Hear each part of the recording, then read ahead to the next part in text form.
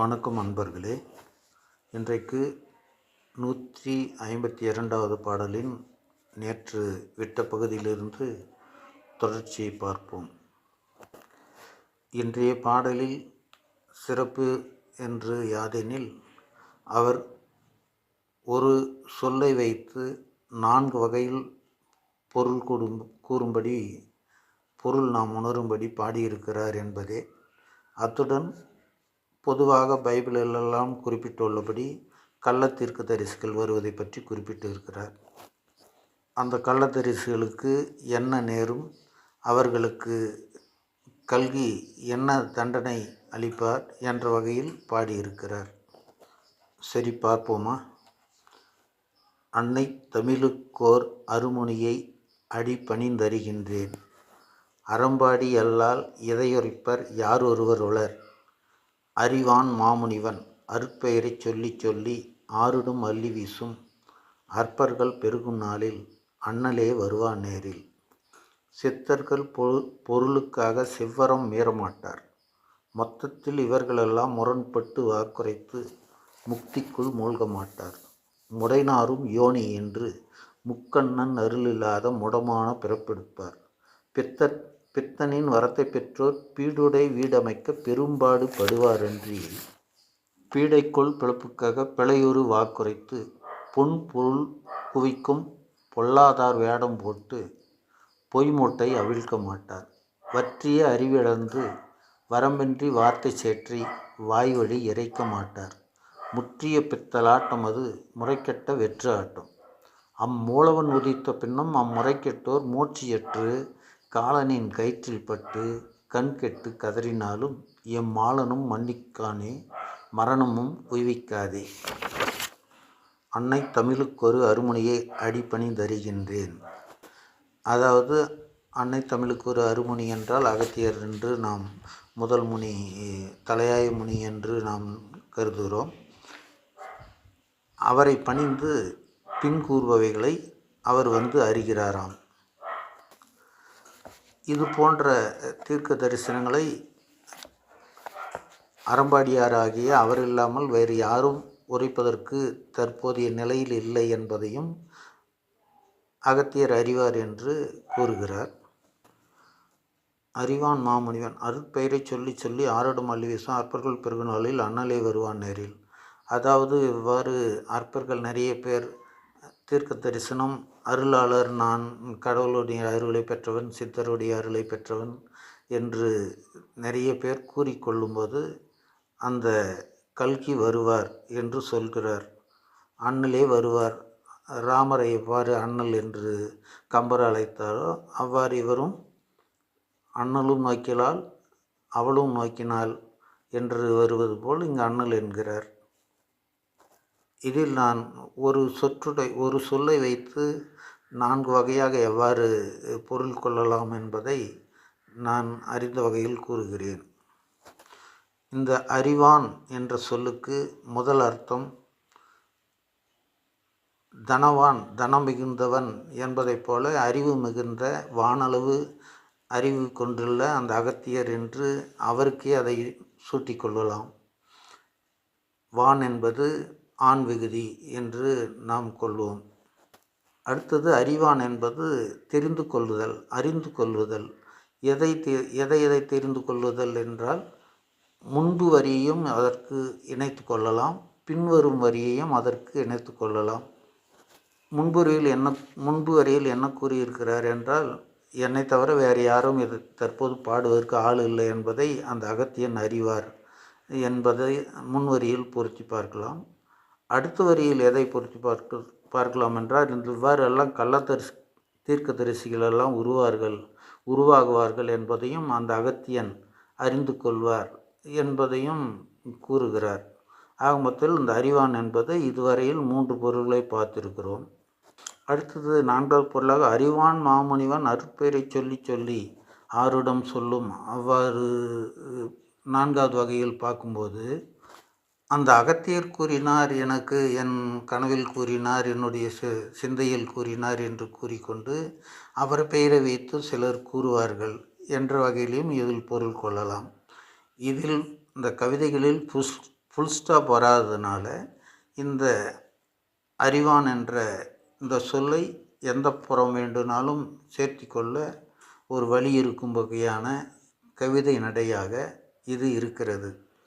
சரி, இந்த மாதிரி அவர் பெயரை சொல்லியோ இல்லை நான் தான் அருளாளன், இறைவனுடைய அருளாளர் என்று சொல்லிக்கொண்டோ தீர்க்க தரிசனம் உரைப்பவர்களெல்லாம் என்ன ஆகுவாங்களாம், முரணாக வாக்குரைத்து எவ்வாறு முறையாக நடக்க வேண்டியதை மாற்றி உண்மையை மாற்றி உண்மைக்கு முரணாக வாக்காக உரைத்து அதனால் முக்திக்குள் மூழ்க மாட்டார். முடைநாரும் யோனி என்று முக்திக்குள் மூழ்க மாட்டார் என்றால் வீடு பேறு அடைய மாட்டார் என்று கூறுகிறார் இந்த கள்ள தீர்க்கதரிசிகள்.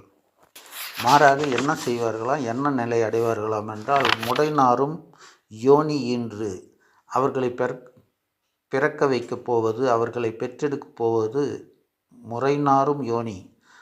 அது கூட ஒரு முடைநாரும் யோனி, அது கூட பிறப்பு என்பது சாதாரணமாக இருந்தாலும் அவர்களை பெற்றெடுப்பவள் மிகவும் மோசமானவள், மிகவும் முடைநாற்றம் கொண்ட ஒரு யோனி கொண்டவளாக இருப்பாள் என்று அதற்கு இன்னும் விரிவாக கூறிக்கொண்டு போனால் அவர்கள் சிந்தித்து கொள்ள வேண்டியதான். அவ்வாறு பிறப்பெடுப்பவர்கள் முக்கண்ணன் அருள், சிவனோட அருள் கிடைக்காதான், முடமான பிறப்பெடுப்பர், அறிவு ஞானம் இல்லாத வாழ்க்கையை அனுபவிக்கக்கூடிய ஒரு தெரிந்துத்தனம் இல்லாமல் ஒரு முடமான பிறப்பெடுப்பார்கள் இந்த கள்ள தீர்க்கதரிசிகள் என்று கூறுகிறார்.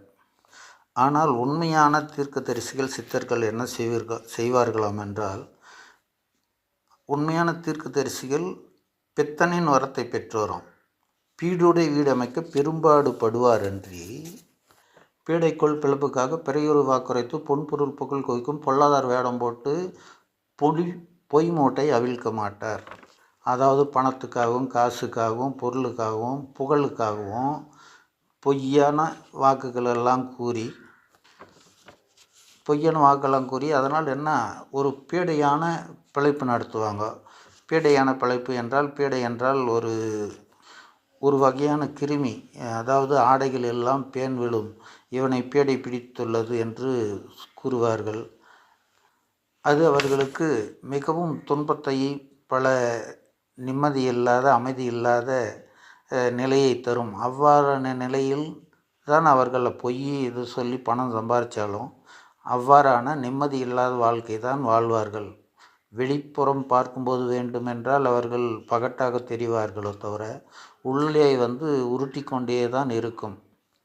இவ்வாறான பாதைகளுக்கு புறம்பானவர்களுக்கெல்லாம் ஆட்படாமல் உண்மையான வரத்தை பெற்றவர்கள் யாரிடம் பித்தன் என்பது சிவபெருமானுடைய வரத்தை பெற்றவர்கள் பீடுடைய வீடு அமைக்க பெரும்பாடு தான் படுவார்கள். பீடுடைய வீடு அமைக்கின்ற ஏறு நடை பீடு நடை என்பது போல பீடு என்பது பெருமையான வீடு, வலிமையான ஒரு வீடு. எதிர்காலத்தில் இவர்களுடைய புகழ் நிலைக்க வேண்டும் என்ற வகையிலும் எவரும் குறை சொல்லி இழுக்கு ஏற்படக்கூடாது என்ற வகையிலும் கவனத்தை செலுத்தி கொண்டு பெரும்பாடு படுவார். இதற்காக சர்வசாதாரணமாக அவர்களால் தீர்க்க தரிசனங்கள் எல்லாம் உரைத்து விட முடியாது. அதற்காக தவங்கள் நிறைய நோன்புகள் நோற்று பெரும்பாடு பற்று தான் அந்த பித்தனுடைய அருளை பெற்று நமக்கு தீர்க்க தரிசனங்களை உரைக்கிறார்கள். உண்மையான சித்தர்கள் எல்லாம் இந்த பொல்லாதரெல்லாம் வேடம் போட மாட்டாங்க, பொய் மூட்டையெல்லாம் அவிழ்க்க மாட்டாங்க, அறிவிழந்து வாயில் சேரை வாரி இறைக்க மாட்டார்கள். நாரவாயன் சேருவாய் என்ற மாதிரி அவர்களெல்லாம் செயல்பட மாட்டார்கள். அவ்வாறு செய்வதெல்லாம் முற்றிய பித்தலாட்டம், பித்தலாட்டம் மிக முற்றிய பித்தலாட்டம், முறைக்கெட்ட வெற்று ஆட்டம், தேவையில்லாத முறையில்லாத வெட்டுங்க ஆட்டம். அவ்வாறு நபர்கள் தான் கள்ள தீர்க்கதரிசிகளின் செயல்களாக இருக்கும் என்று கூறுகிறார். சரி, அந்த கள்ள தீர்க்கதரிசிகள் என்ன நிலையை எட்டுவார்கள் கடைநிலையில் என்று அவர் கூறுகிறார் என்றால், கல்கி வரும் நிலையில் அவர்களெல்லாம், அதாவது அந்த கள்ள தீர்க்கதரிசிகளெல்லாம் யமனினுடைய அந்த பாசக்கயிற்றுக்கு ஆட்பட்டு கதறி அழுவார்களாம். கதறி அழுந்து கல்கியினிடம் அடைக்கலன் வேண்டினாலும் அவர்களை கல்கி மன்னித்து எவனிடமிருந்தும் காக்கவும் மாட்டார். அதன் பின் அவர்கள் சில காலம் வதைந்து இறந்த பின்னால் அவர்களுக்கு மரணம் உய்விக்காது என்றால், மரணம் ஒரு உய்வு நிலையை எட்டாத, ஒரு அமைதி இல்லாத, மரணித்த பின்னும் அமைதி இல்லாத ஒரு நிலை, அது நரகமோ இல்லை பேயோ பிசாசோ என்ற ஒரு அலைச்சல் கிடக்கும். அதாவது மரணமில்லா வாழ்வுக்கு எதிரான நிலை. மரணமில்லாத வாதையுடன் அவர்கள் இருக்கலாம் என்று நினைக்கிறேன். அம்முறை கெட்டோர் மூச்சையற்று காலனின் கயிற்றில் பட்டு கண் கெட்டு கதறினாலும் மாலனும் மன்னிக்கானே மரணமும் உய்விக்காதே. மாலன் திருமால் தான் இங்கு கல்கியாக வருகிறார். பொதுவாக தாயுள்ளம் கொண்டவர்கள் கடவுள். அந்த தாயுள்ளம் கொண்ட நிலையில் கூட கல்கி அந்த கள்ள தீர்க்கதரிசிகளை மன்னிக்க மாட்டார். எனவே இது தேவையில்லாத கள்ள தீர்க்க தரிசனங்கள் எல்லாம் தேவையில்லாதவைகள். அதனால் கள்ள தீர்க்க தரிசிகளை நம்பி பின் செல்லவும் வேண்டாம். கள்ள தீர்க்க தரிசிகள் நிறுத்தி கொள்வதும் நல்லது. எனவே கள்ள தீர்க்க தரிசிகள் அன்றைய காலத்திலிருந்து அரிதாக ஒவ்வொன்று இருந்தாலும் இன்று ஏராளமான பேர்கள் உருவாகி இருக்கிறார்கள் என்பதை தாங்கள் அறிவீர்கள். எனவே ஏராளமான பேர்களிடம் தாங்கள் எவரும் சிக்கி மாட்டிக்கொள்ளாதபடி கவனமாயிருங்கள் என்று கேட்டு என் உரை